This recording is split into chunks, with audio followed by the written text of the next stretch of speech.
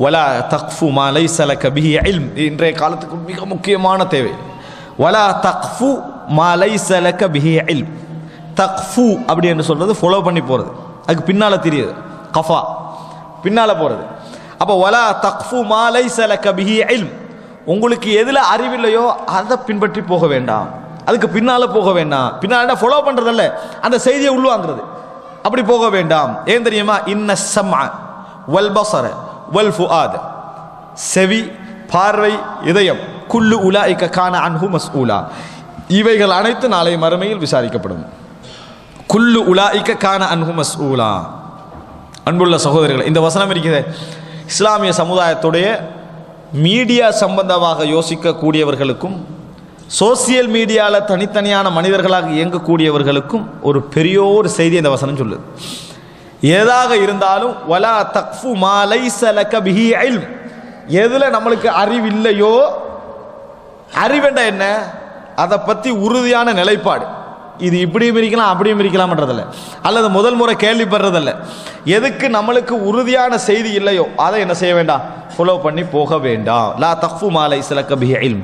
இன்றைக்கு இஸ்லாமிய மீடியா, அதே போல இஸ்லாமிய தினசரி பத்திரிகை அப்படின்னு ஆரம்பிக்க நினைக்கக்கூடியவர்கள் எல்லார்ட்டையும் என்ன அறிவு பெரும்பாலும் இருக்குதுண்டா, ஒரு 10% தவிர என்ன அறிவு இருக்குதுண்டா, எப்படி ஒரு பத்திரிகை நடத்தணும்னு அறிவு இருக்குது, எப்படி ஒரு தொலைக்காட்சி நடத்தணும்னு அறிவு இருக்குது, எப்படி ஒரு மீடியா நடத்தணும்னு அறிவு இருக்குது. அந்த அறிவு எந்த அறிவு?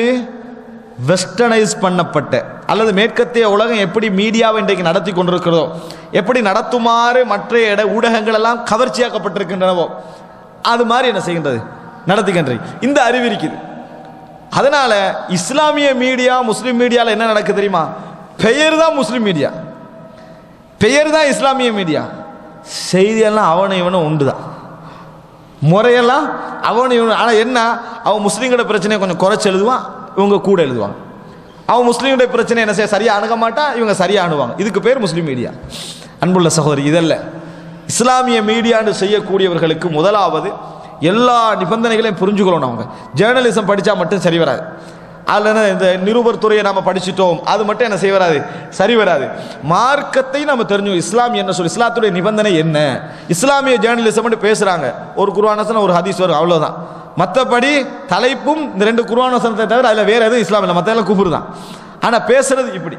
அன்புள்ள சகோதரர்களை, எனவே இஸ்லாமிய மீடியாவுடைய முதல் அம்சமாக எதிர்க்கணும்னா தகவல் உறுதிப்படுத்தல். இன்றைக்கு நம்மளுக்குள்ள பெரிய பிரச்சனை என்ன, எல்லாரும் நம்ம நாட்டு சஞ்சையில் எடுத்து பாருங்க, என்ன வருது, ராய்ட்டர் நியூஸ் கொடுத்தீங்கன்னா யார், இஸ்ரேல் நிறுவனம், அல்லது வேற வேற இப்படி ஏதாவது ஒரு வெஸ்டர்ன் மீடியாலேருந்து தான் எடுத்து போடுறாங்களே ஒழிய மற்றபடி இல்லை. அதனால தான் சைனாவுடைய செய்தி, ரஷ்யாவுடைய செய்தி, கொரியாவுடைய செய்தியில் மிச்சம் நிறைய வராது. ஏன், இந்த 2 மீடியா கடையில் பெரிய பிரச்சனை இருக்குது. எது, வெஸ்டர்ன் மீடியாவுக்கும் இந்த ஈஸ்ட் கிழக்குலகம், கிழக்குலகத்தில் மீடியா அப்படி மூடி தான் வச்சிருக்கும். ரஷ்யாவாக இருக்கலாம், அதுக்கு பற்றி அமெரிக்கா மிச்சம் தலை போட்டு கண்டிருக்கலாம், சைனாவுக்கும் அமெரிக்கா போய் தலை போட்டு கண்டிக்கலாம். வெஸ்டர்ன் உலகம் தலை போட முடியாத ஒரு இடம்.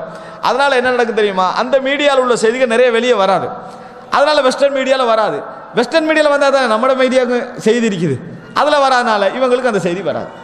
அப்போ புரிஞ்சுக்கங்க, நம்ம ஒரு விஷயத்தை செய்கிற நேரத்தில் மார்க்க ரீதியான சரியான வழிகாட்டல் மிக முக்கியம். செய்திகள் அவன் எது முக்கியம் இல்லாத செய்தியில் அவன் போடுவான். உதாரணமாக அன்புள்ள சகோதரர்களே, இஸ்லாமிய மீடியான்னு எடுத்துட்டு என்னெல்லாம் போடுறாங்க தெரியுமா? உதாரணமாக ஒரு சைக்கிள் திருட்டு, இது ஒரு இஸ்லாமிய இதில் வருது, அல்லது ஒரு விபச்சாரம் நடந்தது, இது இஸ்லாமிய இதில் வருது. இது 2ம் இஸ்லாமிய அடிப்படையில் இந்த செய்தி எப்போ பகிரணும் எப்போ பகிரக்கூடாது அறிவில்லை. ஒரு செய்தி, ஒருவர் விபச்சார செய்தியோடு ஒருத்தர் மாட்டப்படுறாரு, இதை மட்டும் மறைச்சிட்டா சரியா, இதை மட்டும் மறைச்சா சரி வரும், மானத்தை மறைக்கிறது கண்ணுக்கு போய் இது வர கருப்பு வரைகிறதல்ல. அப்போ ஒரு செய்தி வந்தால் அது ஒருத்தருடைய ஒரு மானத்தோடு சம்பந்தப்படுகிறது. அப்போ இது எப்படி விசாரிப்பது, இது எப்படி இந்த செய்தி எப்போ போடலாம் அல்லது எப்படி போடலாம் என்றதை பற்றி எந்த விதமான மார்க்க ரீதியான வழிகாட்டலும் அவர்களுக்கு இல்லை. எனவே அன்புள்ள சகோதரர்களே, இது அவங்க நம்ம சொல்ல வேண்டிய அவசியம் இல்லை. சோசியல் மீடியா காலையில் உட்கார வேண்டியது, வார செய்தியெல்லாம் ஷேர் பண்ண வேண்டியது, நல்லது நம்மளுக்கு எது படுதோ எல்லாம் ஷேர் பண்ண வேண்டியது, எல்லாம் லைக் பண்ண வேண்டியது. அது பார்த்தியா, பார்க்க டைம் இருக்கல. இவன் ஷேர் பண்ணவனுக்கே பார்க்க டைம் இல்லை. இவன் ஷேர் பண்ணிக்கிறான், லைக் பண்ணிக்கிறான், கமெண்ட் பண்ணிக்கிறான், பார்க்க டைம் இல்லை. இன்ஷா அல்லாஹ் முழுமையாக பார்த்து விட்டு மற்ற கமெண்ட்டை பண்ணுறேன். ஃபர்ஸ்ட்டுக்கு பார்க்காம ஒரு கமெண்ட் பண்ணிடுறது, அப்புறம் முழுசாக பார்த்துட்டு மற்ற கமெண்ட்டை பண்ணுறது. அற்புதமாக இருக்குது கமெண்ட்லாம் பார்த்தீங்கன்னா, சரியா? அப்போ என்ன, எப்படி இந்த மீடியா பயன்படுத்துறங்கின்ற ஒரு நிலைமையை என்ன செய்ய தெரியாம இருக்கு. எங்களது ஆர்வத்தை, எங்களோட போக்கு, எங்களோட சிந்தனை ஒருத்தன் சரியா யோசிச்சான்னு வைங்களேன், ஒரு தவறான கருத்தை எப்படி உள்ளுக்கு கொண்டு வந்து போடாமல் யோசிச்சிருவான். ஏன்னா அவசரமாக ஏதோ ஷேர் பண்ணுறாங்க, எப்படி ஷேர் பண்ணுறாங்கன்னு அறிஞ்சாண்டா ஒரு தவறான செய்தி எப்படி கொண்டு போகணும் என்ற அறிவு அவனுக்கு என்ன செஞ்சிடும், வந்துவிடும். எனவே அன்புள்ள சகோதரர்களே, அல்லாஹு தாலா சொல்கிறான், இன்ன ஸம்அ வல் பஸர வல் ஃபுஆத் குல்லு உலாஇக கான அன்ஹு மஸ்ஊலா, எல்லாமே மறுமையில் விசாரிக்கப்படும் சொல்லிட்டு அல்லாஹு தாலா சொல்கிறான், வலா தம்ஷி ஃபில் அர்தி மரஹா, வலா தம்ஷி ஃபில் அர்தி மரஹா, நீங்கள் பூமியிலே பெருமையுடன் நடக்க வேண்டாம், பூமியிலே பெருமையுடன் நடக்க வேண்டாம். வலா தம்ஷி ஃபில் அர்தி மரஹா. அன்புள்ள சகோதரர்களே, நடக்கிறது என்பது யாருக்கும் பாதிப்பில்லை, அவனா தான் நடந்துட்டு போறான். ஆனால் அல்லாஹு தாலா சொல்றா, நீ பெருமையாக நடக்கக்கூடாது. ஏன்னா உனது நடை, உனது தோற்றம், உனது செயல்பாடு தான் உன்னோட உள்ளத்தை என்ன செய்யும், சொல்லிக் கொடுக்கும். வலா தம்ஷி ஃபில் அர்தி மரஹா இன்னக லன் தஹ்ரிகல் அர்த வலன் தப்லுகல் ஜிபால தூலா. இன்னக லன் தஹ்ரிகல் அர்த, நீ இப்படி பெருமையாக நடக்கிறனால உனக்கு பூமியை பொளக்கிறதுக்கு ஆற்றல் இல்லை, பூமியை பழக்க முடியாது, அந்த ஆற்றல் உனக்கு இல்லை. உயரத்தால மலையிட அளவை உனக்கு அடையவும் முடியாது, உயரத்தால மலையிட அளவுக்கு நீ பெரிதாகவும் முடியாது. உன்னோட சக்தி அவ்வளவுதான், உனது எல்லை அவ்வளவுதான். ஏன் பெருமை? நீ யாரையுமே டிஃப்ரெண்ட் ஆகலை, யாரை விட டிஃப்ரெண்ட் ஆகலை. நீ வந்து மலை அளவுக்கு உயரவும் முடியாது, நிலத்தை பொழந்து போகவும் முடியாது, உனக்கு சாதாரண ஆள் தான் நீ. எனவே இந்த பெருமையான நடை என்னது உனக்கு தேவையில்லை. பாருங்க, வலா தம்ஷி ஃபில் அர்தி மரஹா, நடை இருக்குதே, ஒத்தனுக்கு மிக பணிவு தக்குவா என்ற அடிப்படையில் அப்படி ஒரு நளினமான நடையும் கூடாது, சரியா? பெருமை என்ற அடிப்படையில் இவர் ரோட்டில் போனால் மற்றவன் போகலாத அடிப்படையில் நடக்கவும் கூடாது, சரியா?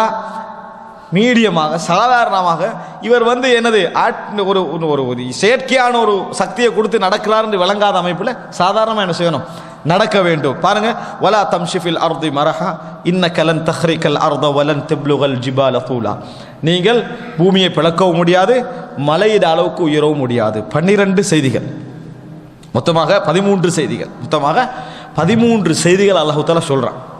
இவ்வளவு சொல்லிட்டு குல்லு தாலிக், இவைகள் அனைத்தும் இப்போ சொன்ன எல்லாமே, குல்லு தாலிக் கான சய்யிஉஹு, இதனது மோசமான இந்த நடவடிக்கைகள் இந்த ரப்பிக்க மக்ரூஹா, உமது இறைவனிடத்தில் வெறுக்கத்தக்கவைகளாக இருக்கின்றன.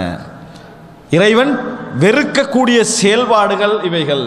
இறைவனை விரும்பக்கூடியவர்கள் இதை செய்ய மாட்டாங்க, இறைவன் விரும்ப வேண்டும் என நினைக்கக்கூடியவர்கள் இதை செய்ய மாட்டார்கள். குல்லு தாலிக கான சய்யிஉஹு இந்த ரப்பிக்க மக்ரூஹா, குல்லு தாலிக கான சய்யிஉஹு இந்த ரப்பிக்க மக்ரூஹா, இதனுடைய அனைத்து தீமைகளும், அதாவது இந்த மோசமான நடவடிக்கைகளும் இறைவனிடத்தில் வெறுக்கத்தக்கவைகளாக இருக்கின்றன. இப்போ அல்லாஹ் தஆலா இங்கே மக்ரூஹ் அப்படின்றான். எங்களை சிலவங்கிட்ட ஒரு நம்பிக்கை இருக்குது, மக்ரூஹ் என்பது புதுசாக ஏற்படுத்திக்கினாங்க, அது அரபு சொல்ல இல்லைன்றா கொஞ்சம் பேர், சரியா? மக்ரூஹ்ன்றது அரபு சொல்ல இல்லை, ஃபிக்குகள் அப்படி வரக்கூடாதுன்னு அல்லாஹ் குர்ஆனில் மக்ரூஹ்ன்றான், அல்லாஹ் குர்ஆனில் மக்ரூஹ்ன்றான். ஆனால் மக்ரூஹ்ன்றா என்ன அர்த்தம்? அல்லாஹ் உண்ட வெறுத்தாண்டா அது ஹராம், அல்லாஹ் உண்ட வெறுத்தாண்டா அது ஹராம். ஃபிக்குகள் அதை சொல்ல மாட்டாங்க. ஃபிக்குகள் என்ன சொல்லுவாங்க, நமக்கு செய்கிறது நல்லதில்லை ஆனால் தடை இல்லை, செய்வது நல்லதில்லை ஆனால் தடை அதுக்கு வரலை, அதனால மக்ரூஹ்ன்னுவாங்க. ஆனால் அல்லாஹ் தஆலா குர்ஹ் என்ற வார்த்தை யூஸ் பண்ணான்னு சொன்னால் அது வந்து ஹராமுக்கு தான் அல்லாஹ் தஆலா யூஸ் பண்ணுவான். கடந்த கால இமாம்களுடைய நடைகளில் நிறைய இந்த வெறுப்பு என்றது வந்து ஹராம் என்ற நடைக்கு என்ன செஞ்சுக்குது, யூஸ் பண்ணப்பட்டிருக்கு. இங்கே அல்லாஹ் தஆலா சொல்கிறான், குல்லு தாலிக கான சய்யிஉஹு இந்த ரப்பிக்க மக்ரூஹா, அதாவது இதனுடைய பாவங்கள் அனைத்தும் இந்த ரப்பிக் இறைவனிடத்தில் மக்ரூஹ் வெறுக்கத்தக்கவைகளாக இருக்கின்றன, இவைகளை செய்யக்கூடாது. அல்லாஹ் தஆலா இதெல்லாம் சொல்லிட்டு வசனத்தை எப்படி முடிக்கிறான் பாருங்க. தாலிக், இப்போ சொன்னவைகள் எல்லாம் மிம்மா அவுஹா இலைக்க ரப்புக மினல் ஹிக்மா, உமது இறைவன் ஞானத்திலிருந்து உனக்கு சொல்லக்கூடிய வகையுடைய செய்திகள் இவைகள்.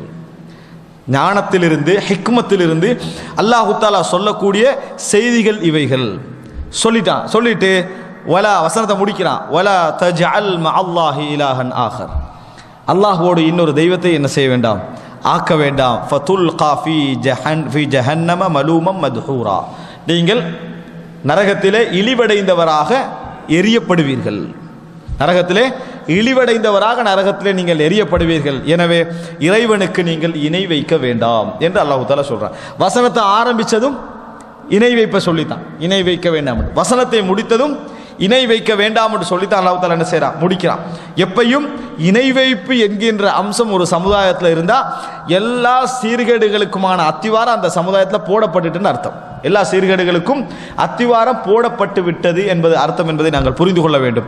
எனவே அன்புள்ள சகோதரர்களே, மொத்தமாக இந்த அத்தனை செய்திகளிலும் 13 செய்திகளை அல்லாஹ் ரப்புல் ஆலமீன் சொல்கிறான். நம்ம இப்போ கடைசியாக படித்தது முறையாக அளவை நிறுவைகளில் நடந்து கொள்ளல், அதே போன்ற அறிவற்ற விஷயங்கள் என்ன செய்யக்கூடாது, நாங்கள் தொடர்ந்து போகக்கூடாது, அதே போன்ற பூமியில் பெருமையாக நடக்கக்கூடாது என்கின்ற 3 அம்சங்கள்.